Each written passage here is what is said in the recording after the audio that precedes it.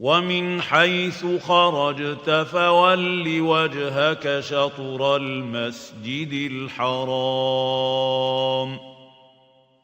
وحيث ما كنتم فولوا وجوهكم شطره لئلا يكون للناس عليكم حجة إلا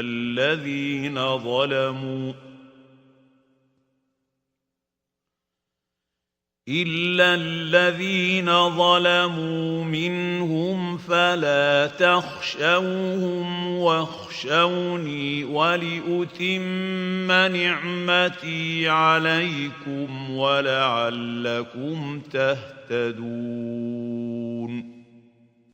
और तुम जहां से निकलो मस्जिद हराम की तरफ मुंह करके नमाज पढ़ा करो और मुसलमानों तुम जहां हुआ करो इसी मस्जिद की तरफ रुख किया करो।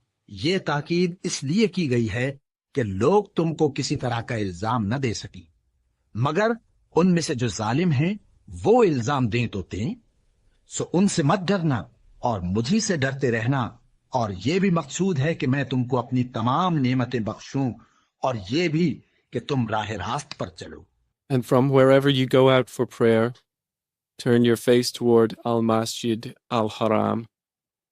And wherever you believers may be, turn your faces toward it in order that the people will not have any argument against you, except for those of them who commit wrong.